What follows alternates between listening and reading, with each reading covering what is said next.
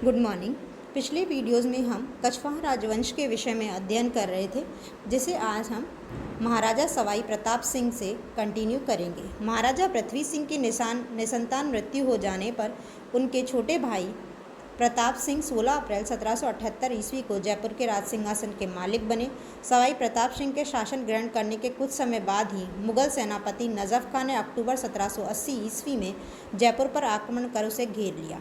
राज्य के प्रधान खुशहाली राम बोरा ने येन केन प्रकारेण नजफ खां को संधि हेतु राजी कर लिया तथा उसे 21 लाख रुपए देना तय हुआ, जिसमें 2 लाख रुपए तुरंत एवं शेष 75,000 की मासिक किस्तों में देना था। महाराजा प्रताप सिंह का विवाह जोधपुर शासक विजय सिंह की पौत्री से अगस्त 1785 ईस्वी में संपन्न हुआ। महाराजा विजय सिंह ने सवाई प्रताप सिंह को मराठों के विरुद्ध पूरी सहायता प्रदान करने हेतु आश्वस्त किया। तुंगा का युद्ध। जयपुर राज्य ने मराठों को उनके साथ हुई पूर्व संधि का पैसा नहीं चुकाया तो मराठा सरदार महाराव सिंधिया महादजी सिंधिया ने जयपुर पर आक्रमण करने हेतु वृंदावन से अपनी सेना लेकर दौसा के पास आकर डेरा डाल दिया। जयपुर राज्य ने जोधपुर राज्य के शासक विजय सिंह की सेना व जयपुर की संयुक्त सेना के साथ दौसा के पास तुंगा नामक स्थान पर आकर मोर्चा संभाला। 28 जुलाई 1787 ईस्वी को दोनों पक्षों में भीषण युद्ध छिड़ गया। अंततः सिंधिया की मराठी सेना को पराजित हो पीछे हटना पड़ा। उन्हें न तो जयपुर से खिराज प्राप्त हुआ और न ही वह उन्हें कुचल सका। कुछ इतिहासकार इस लड़ाई को अनिर्णायक मानते हैं, अर्थात इसमें किसी भी पक्ष की जीत या हार नहीं हुई, परंतु सिंधिया की हार इस दृष्टिकोण से हुई मानते हैं कि वह जिस उद्देश्य को लेकर युद्ध करने आया उसमें उसे रत्ती भर भी सफलता नहीं मिली, बल्कि उसे अपनी सैन्य शक्ति की हानि उठाकर वापस लौटना पड़ा। जोधपुर शासक विजय सिंह ने सिंधिया से अजमेर इलाका जीत लिया। 1790 ईस्वी के पाटन एवं मेड़ता के युद्ध में सिंधिया की सेना ने डिबोय एवं लकवा दादा के नेतृत्व में मारवाड़ एवं जयपुर की संयुक्त सेना को करारी शिकस्त दी। परिणाम स्वरूप मारवाड़ शासक विजय सिंह को सिंधिया के समक्ष पूर्ण समर्पण करना पड़ा एवं दोनों के मध्य 5 जनवरी 1791 ईस्वी को सांबर में संधि हुई। अजमेर पर पुनः सिंधिया का अधिकार हो गया। इसके बाद सिंधिया की राजपूताना में वापस दहक जम गई। मारवाड़ को परास्त कर उससे अपने मन माफिक संधि कर तथा हरजाना आदि वसूल कर सिंधिया ने अपना रुख जयपुर की तरफ किया, परंतु जयपुर के महाराजा प्रताप सिंह ने फरवरी 1791 ईस्वी में सिंधिया की शर्तों पर उससे संधि कर ली, जिसके तहत सिंधिया व मुगलों का जयपुर राज्य की तरफ बकाया खिराज 63 लाख रुपए निर्धारित हुआ तथा युद्ध के हर्जाने के 15 लाख रुपए निर्धारित हुए। इसमें जयपुर को सिंधियों के पक्ष में जागीरें देनी पड़ी। महाराजा सवाई प्रताप सिंह ने अवध के अंग्रेजों द्वारा पदच्युत नवाब वजीर अली खां को 23 जून 1799 ईस्वी को शरण प्रदान की।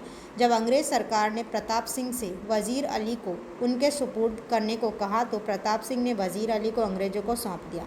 इस प्रकार उन्होंने प्राचीन काल से चली आ रही राजपूती परंपरा शरणागत की मरते दम तक सुरक्षा को पूर्ण रूप से तिलांजलि देकर राजपूतों के असली धर्म की पालना नहीं की।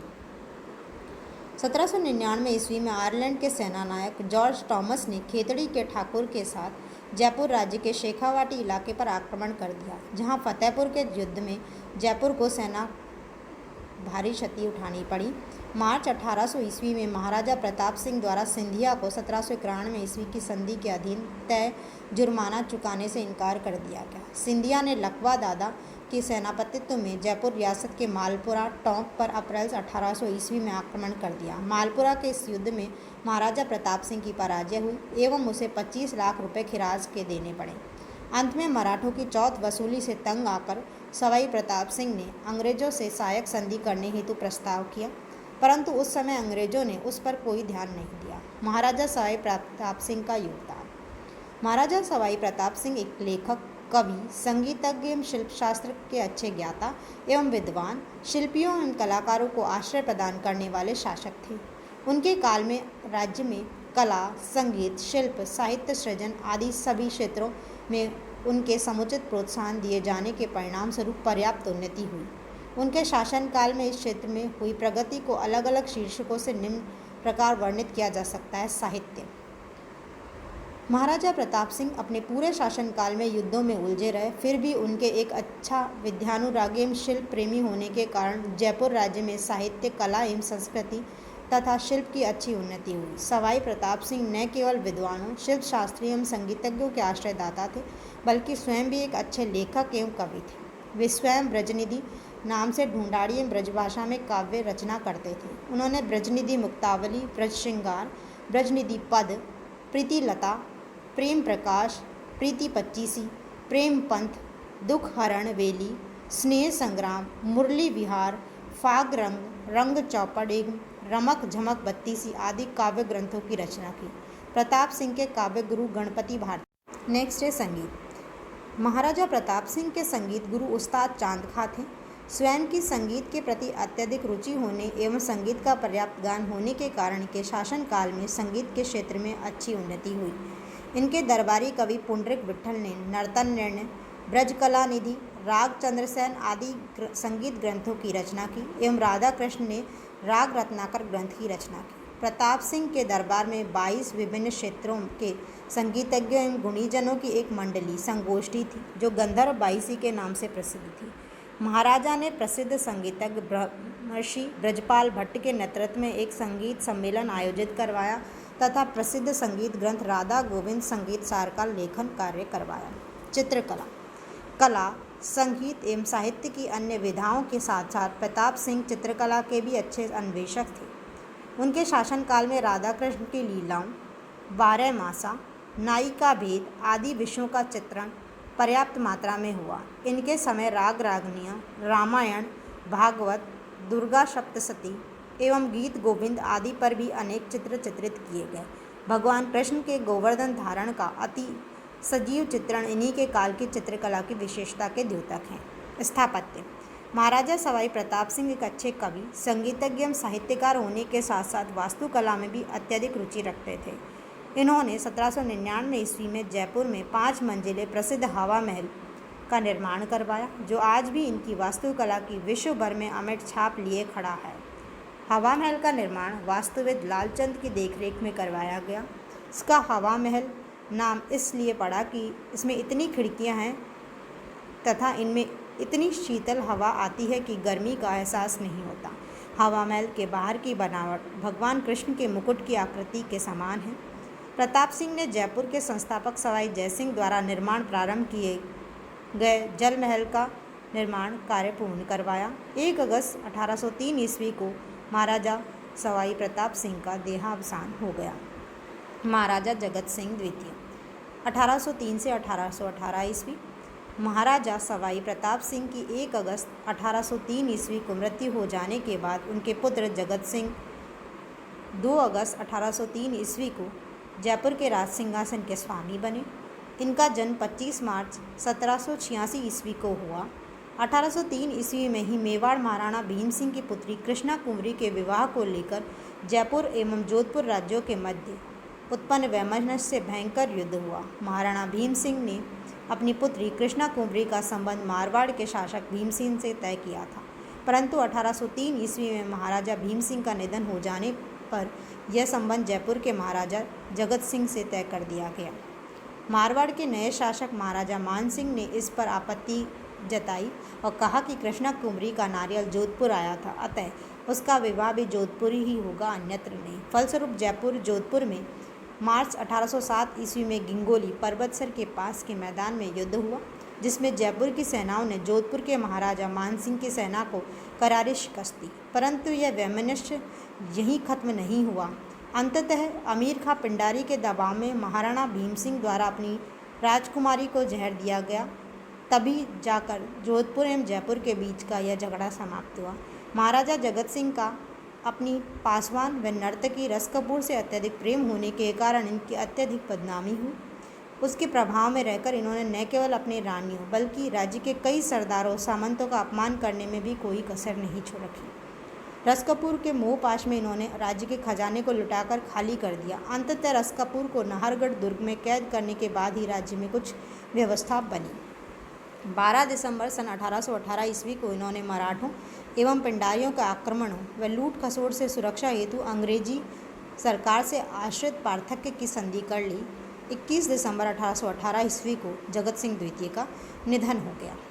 महाराजा जयसिंह तृतीय 1818 से 1835 ईस्वी।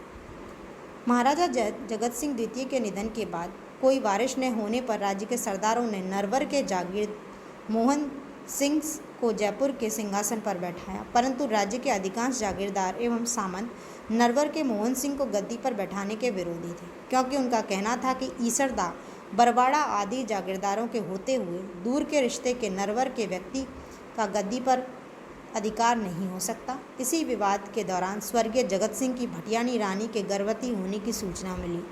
25 अप्रैल 1819 ईस्वी को उन्होंने कुंवर जयसिंह को जन्म दिया।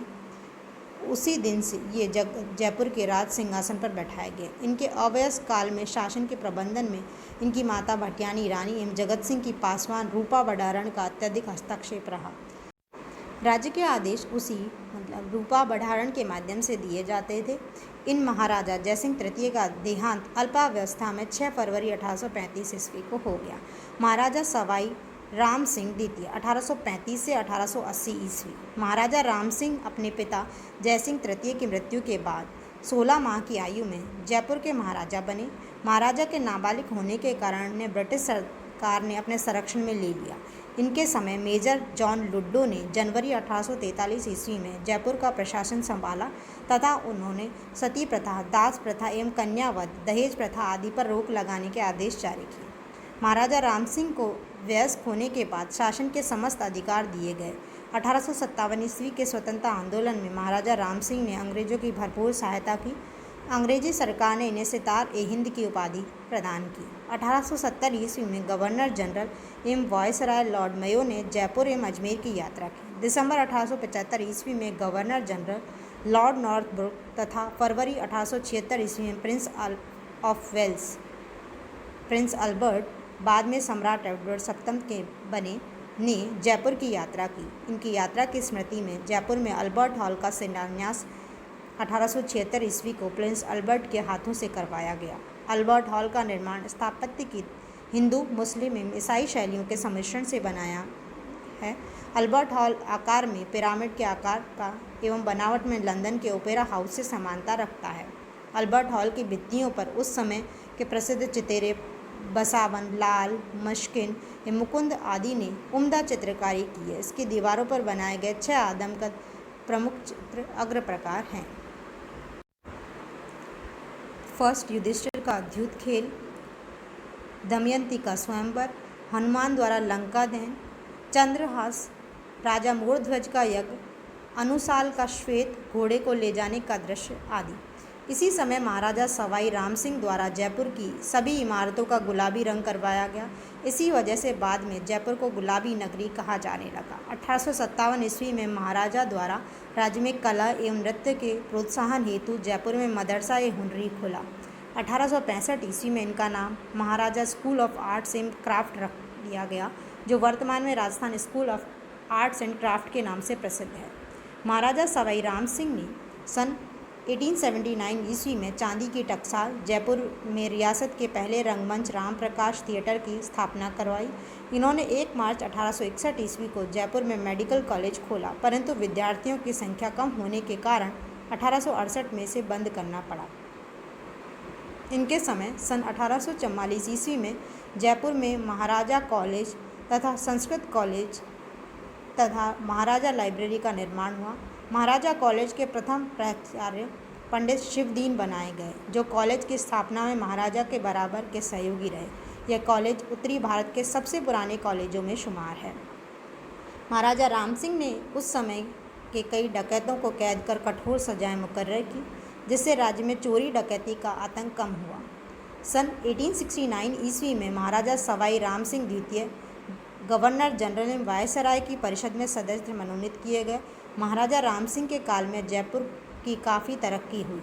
इनके काल में जयपुर का चहुमुखी विकास किया गया। रामनिवास बाग 1867 ईस्वी में बनवाया शुरू हुआ।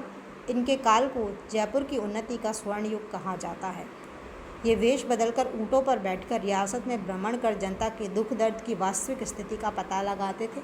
18 सितंबर 1880 को इनका निधन हो गया। महाराजा सवाई माधो सिंह द्वितीय 1880 से 1922 ईस्वी। सवाई राम सिंह के निसंतान मर जाने से उनके गोद लिए हुए कायम सिंह ईसरदा ठाकुर के छोटे पुत्र 19 सितंबर 1880 ईस्वी को सवाई माधो सिंह द्वितीय के नाम से जयपुर के सिंहासन पर बैठे। इनके काल में रियासत की सभी तरह की उन्नति हुई। ये 1902 में ब्रिटिश सम्राट एडवर्ड सप्तम के राज्याभिषेक समारोह में शामिल होने इंग्लैंड गए। कहा जाता है कि ये इंग्लैंड में प्रवास के दौरान अपने उपयोग हेतु अपने साथ खाद्य सामग्री एवं पीने हेतु यहाँ से गंगाजल से भरे हुए चांदी के 2 विशाल कलश व अन्य सामान ले जाने हेतु एक जहाज़ लेकर गए थे। ये करीब 1 माह वहाँ रहे। उन्होंने 1903 ईस्वी में झुंझुनू व सवाई माधोपुर तक रेल लाइन बिछवा कर राज्य में रेल सेवा की शुरुआत करवाई। माधो सिंह जी ने पंडित मदन मोहन मालवीय का जयपुर में भव्य स्वागत कर बनारस हिंदू विश्वविद्यालय की स्थापना के लिए 5 लाख रुपये दिए। महाराजा माधो सिंह द्वितीय ने 1882 ईस्वी में शासन के संपूर्ण अधिकार मिलते ही नगर में आने वाले वस्तुओं पर लगने वाले चुंगी कर को समाप्त किया। 1883 ईस्वी में इन्होंने कला कौशल की एक बृहद प्रदर्शनी का आयोजन किया, जिसमें हैंडीक्राफ्ट की वस्तुओं का क्रय विक्रय किया गया। 19वीं सदी का छपनिया अकाल सन 1899 ईस्वी और विक्रम संवत 1956 में पड़ा। महाराजा ने इस अकाल में जनता को राहत पहुंचाने में कोई कसर नहीं छोड़ी। सन 1881 ईस्वी में कर्नल वॉल्टर ने जयपुर में एक म्यूजियम खोला। अल्बर्ट हॉल बनने पर इस म्यूजियम को अल्बर्ट हॉल में स्थानांतरित कर दिया गया। 21 फरवरी 1887 ईस्वी को अल्बर्ट हॉल में म्यूजियम का उद्घाटन AGG सर एडवर्ड ब्रैडफोर्ड द्वारा किया गया। महाराजा माधो सिंह एक धर्मनिरपेक्ष शासक थे। इन्होंने मंदिरों के साथ साथ अन्य धर्मावलंबियों के लिए मस्जिद एवं गिरजाघर भी बनवाए। इन्होंने अपने गुरु के आदेश पर वृंदावन में माधव विहारी जी का भव्य मंदिर बनवाया। इनकी रानी साहिबा ने बरसाना में मंदिर का निर्माण करवाया। इनके कोई पुत्र न होने की वजह से इन्होंने ईसरदा के ठाकुर सवाई सिंह के दूसरे पुत्र मोर मुकुट बिहारी सिंह को 24 मार्च 1921 ईस्वी में गोद लिया और अपना उत्तराधिकारी घोषित किया, जो इनके निधन के बाद सवाई मान सिंह द्वितीय के नाम से जयपुर के महाराजा बने। 7 दिसंबर 1922 को लकवे की बीमारी से इनका देहांत हो गया। महाराजा सवाई मान सिंह द्वितीय 1922 से 1949 ईस्वी। महाराजा माधो सिंह द्वितीय के पश्चात उनके दत्तक पुत्र मोर मुकुट सिंह 8 सितंबर 1922 ईस्वी को सवाई मान सिंह द्वितीय के नाम से जयपुर के महाराजा बने। इन्होंने राज्याभिषेक समारोह 18 सितंबर 1922 ईस्वी को करवाया। इनका जन्म 21 अगस्त 1911 ईस्वी को हुआ। अतः अव्यवस्था के कारण जयपुर का शासन प्रबंध 6 सदस्यों की समिति द्वारा किया गया। इन्होंने अपनी शिक्षा पूरी होने के बाद 1 वर्ष रॉयल मिलिट्री एकेडमी में सैनिक शिक्षा एवं प्रशिक्षण प्राप्त किया। अतः ये जयपुर के एकमात्र महाराजा थे जिन्होंने औपचारिक रूप से सैनिक शिक्षा प्राप्त की थी। 25 अप्रैल 1931 को सरकार द्वारा उन्हें लेफ्टिनेंट का पद दिया गया। इनके सबसे बड़े पुत्र कुंवर भवानी सिंह का जन्म 1931 ईस्वी को जयपुर राज परिवार में 98 वर्ष बाद असली वारिस पैदा हुआ। महाराजा सवाई मान सिंह पोलो के अच्छे खिलाड़ी थे। इस खेल के कारण उन्होंने विश्व भर में प्रसिद्धि प्राप्त की। इन्होंने जयपुर में एक बड़ा पोलो मैदान रामबाग पोलो ग्राउंड बनवाया। इनकी तीसरी रानी कूच बिहार के महाराजा जितेंद्र नारायण भूप बहादुर की राजकुमारी गायत्री देवी थी, जिनसे इनका विवाह 6 मई 1940 ईस्वी को। इन महारानी के निवास हेतु इन्होंने मोती डूंगरी पर तख्त शाही नामक महलों का निर्माण करवाया। ये महल अंग्रेजी वास्तुकला शैली पर निर्मित है।